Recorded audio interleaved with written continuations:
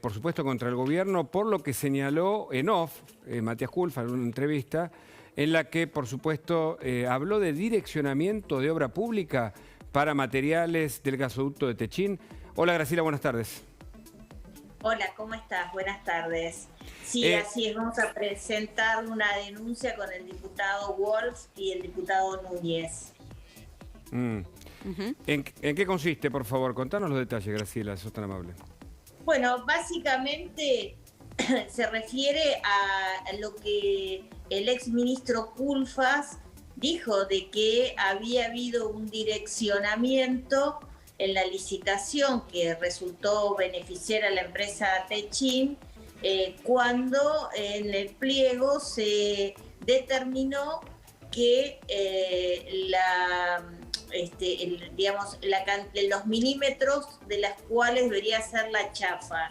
Pero no solamente eso, sino también porque, digamos, se han venido produciendo alrededor del gasoducto Néstor Kirchner una serie de hechos que por lo menos llaman la atención. Nosotros queremos que tanto el exministro Culfas como el funcionario Pronsato, que renunció la semana pasada, declaren testimonialmente, al igual que la vicepresidenta, que también afirmó que se estarían utilizando irregularmente las reservas del Banco Graciela, Central. Sí. Vamos a ponernos en contexto así mientras vos nos explicás esto. Vamos a leer el WhatsApp, ¿no? Que de la discordia, ¿no? Que ha generado todo esto. No sé si lo tenemos ya para poder leer. Informamos en off. La lapicera la tienen que usar los funcionarios de Cristina, que fijaron las condiciones para darle la construcción de las cañerías del gasoducto de Vaca Muerta a Techín. Es IASA, con funcionarios designados por ella, quienes hacen las licitaciones. Y continúa, los que no usaron la lapicera como corresponde fueron sus funcionarios de IASA. Ellos armaron un pliego de licitación a la medida de Techín y de la chapa que el grupo fabrica en Brasil de 33 milímetros de espesor, un poco lo que vos mencionabas, Graciela. Si en lugar de poner esa especificación hubieran puesto 31 milímetros, como son los gasoductos en Europa, se podría haber provisto caños de otra firma que produce en Villa Constitución, Laminados Industriales Sociedad Anónima. La Secretaría de Industria, dice, debía intervenir más activamente en el tema, pero el presidente de IASA, Jerez, dijo que si no respondían en el acto, se caía la licitación y no llegaban con los tiempos. Ahora, si esto lo denuncia Culfas en la complicación con Cristina, que le responde, etcétera, ¿no debería el gobierno, en vez de desplazarlo, acompañar la denuncia ante la justicia por sospecha de corrupción?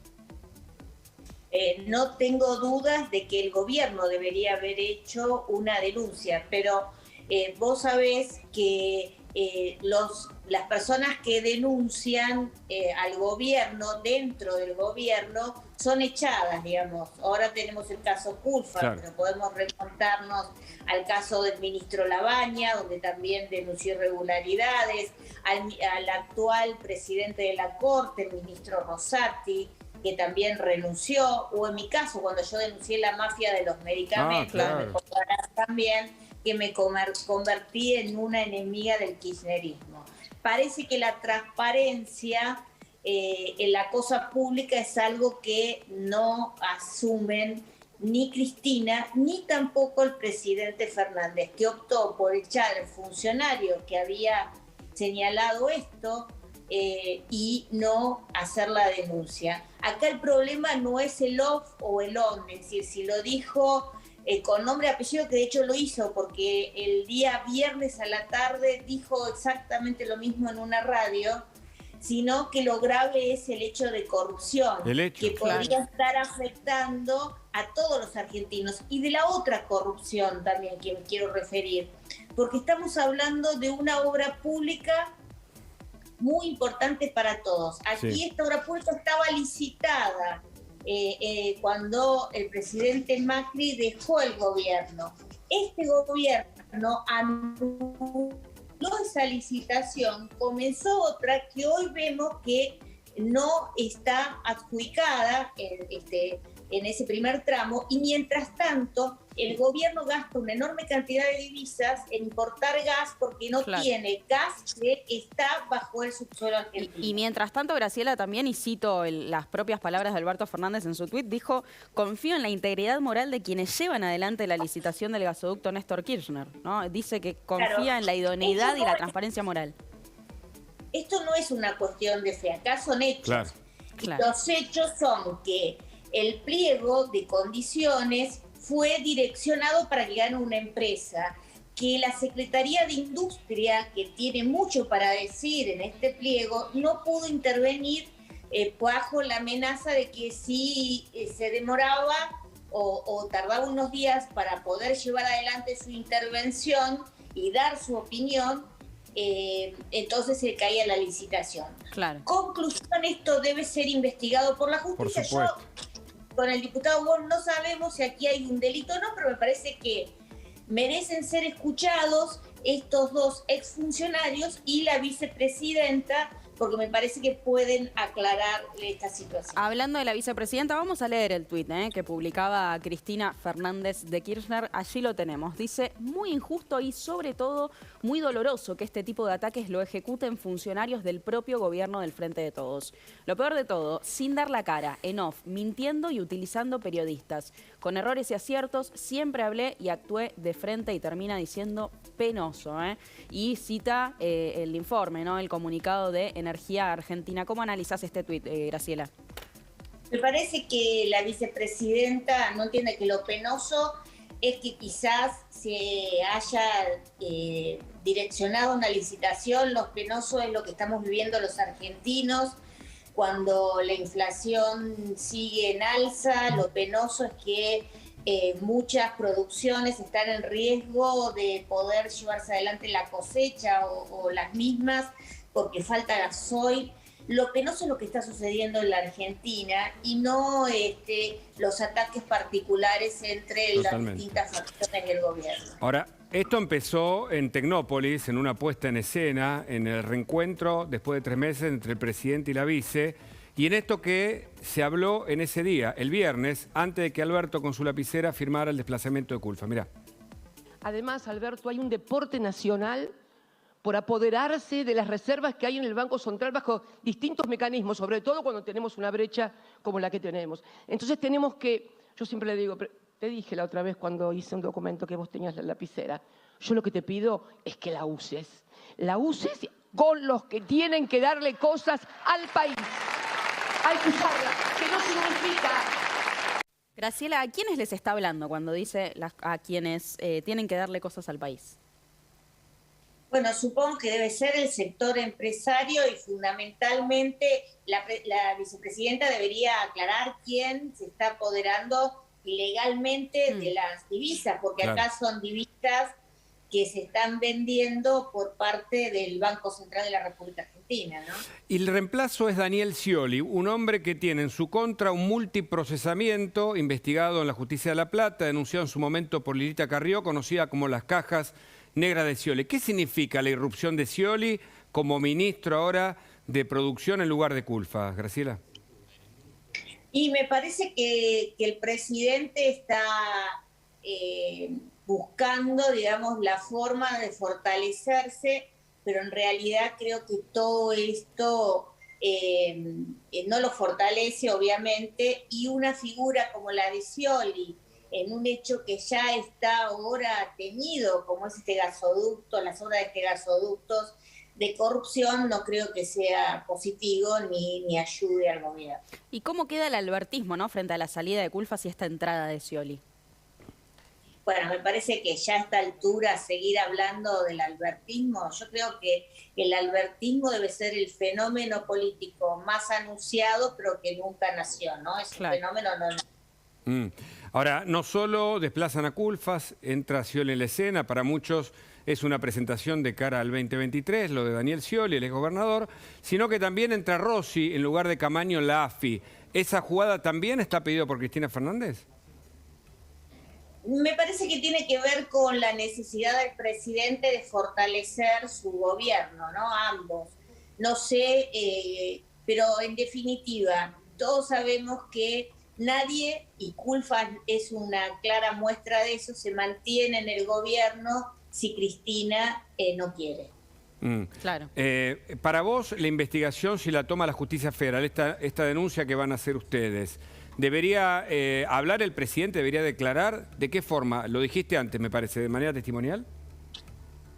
No, la vicepresidenta yo creo que tiene que declarar, porque sería bueno que todos los argentinos sepamos quién se está llevando las divisas que ella argumentó durante la conmemoración de los 100 años de YPF en su discurso, pero sí claramente los que sí queremos que den su testimonio son el exministro Culfas, digamos una declaración testimonial, y el funcionario Pronsato, porque me parece que tienen mucho para decir sobre estos pliegos, no solamente lo de los tubos, sino también los de la obra civil, donde también hay sospechas de que el pliego está dirigido para alguna empresa vinculada a otro conocido de Cristina, que es Cristóbal López, y también la de las válvulas, en donde el propio Culfas dice que de acuerdo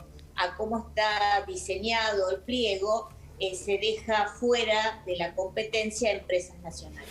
Ahora, no podemos encarar una obra pública, ¿no? De nuevo, la obra pública se instala en la política, que está además muy desgastada por la gestión de este gobierno, ¿no? Sí, yo creo que el kirchnerismo no puede encarar una y sobre todo cuando los funcionarios son funcionarios de la cámpora vinculados a la vicepresidenta. Parece que no vinieron mejores, sino que vinieron iguales. Mirá, vamos a ver lo que decía Cristina Fernández de Kirchner también con Alberto Fernández sobre Techint y lo que ella dice la negociación con amigos, miren. Se puede, pero hay que sentarse, no como amigos, hay que sentarse como pidiéndole que devuelvan algo de lo mucho. No le estamos pidiendo ni que regalen, ni que pierdan plata, nadie le pide a nadie regalo, porque si yo fuera empresaria tampoco lo haría. Yo siempre tengo una máxima, no le pidas a los demás lo que vos no harías en el lugar de esa misma persona. ¿Cómo se lee esto? Bueno, nosotros queremos que la vicepresidenta aclare esto, porque no corresponde que se arregle una licitación ni en una cena ni en un encuentro personal, sino no se cumple las máximas que establece la licitación pública, es que haya competencia, que haya transparencia, que nadie tenga información preliminar, que todos compitan con las mismas circunstancias. Como corresponde. Pero y marca. Le diría a la vicepresidenta que ella es empresaria, es la dueña de varios hoteles, digamos. Sí, no es que... Correcto. Evidentemente la vicepresidenta no debe ser muy... no debe regalar nada, ¿no? Graciela, esperamos un segundito, tenemos una información de último momento.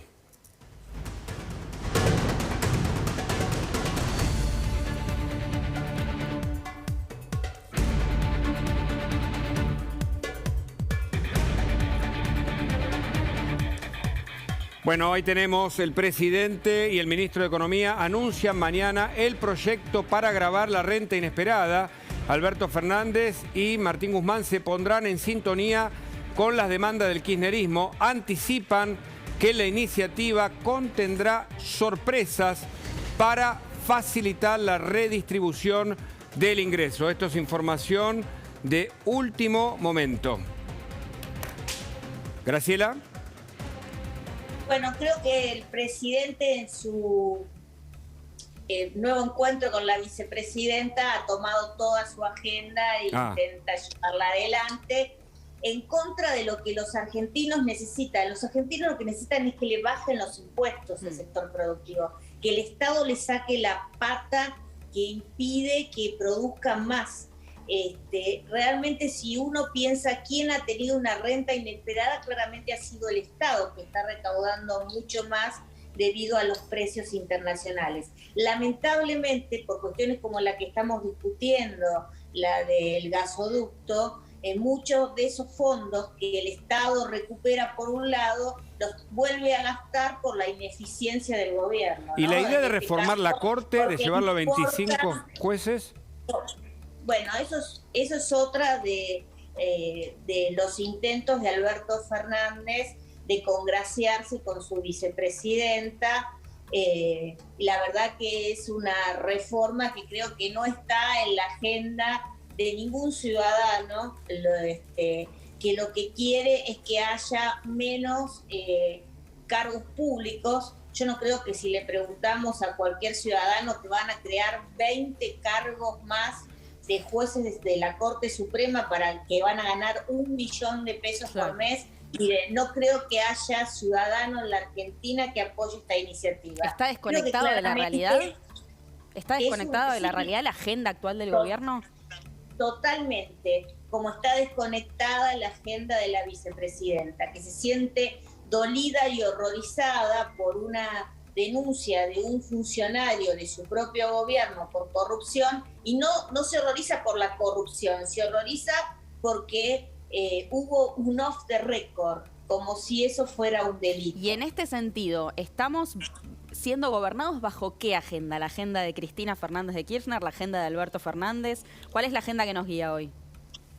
Es la agenda de Cristina y es la agenda de la impunidad, es la agenda de las viejas recetas fracasadas de la Argentina que no van a traer soluciones y que al contrario siguen sumiendo al país en una crisis. ¿Y qué queda entonces? ¿Qué queda el presidente para los meses que vienen, enfrentando una inflación que está más del 70%, por ser generoso, de acuerdo al análisis que se está haciendo hoy en proyección? ¿Qué queda de Alberto Fernández? En verdad, creo que lo que queda es un gobierno que lleva adelante las demandas de la vicepresidenta, y es el gobierno de Cristina y de Alberto, ¿no? Porque esto también hay que decirlo, porque muchas veces la vicepresidenta ha tratado de decir o demostrar que ella no tiene nada que ver con esto. Y ella es tan responsable como Alberto Fernández de la pobreza, de la inflación y de la inseguridad. Te preguntaba lo de la Corte Suprema, porque lo de Rossi ya parece como un escenario en donde habla del macrismo, de la inteligencia ilegal, desde la AFI. ¿Se viene por allí, olés o olfateás alguna reacción por parte de la Agencia Federal de Inteligencia que ahora conduce Rossi? Ya, digamos, creo que todas esas operaciones que han hecho han fracasado, ¿no? Esas operaciones que comenzaron en el juzgado de Dolores y que trataron de involucrar al expresidente con una operación de la AFI que absolutamente no fue guiada por él ni por funcionarios de la estructura política de la AFI. Yo creo que el gobierno sigue con el ápero Macri, diciendo que el expresidente es responsable, pero la justicia justamente lo que está señalando con diversos sobreseimientos en las distintas investigaciones es otra cosa.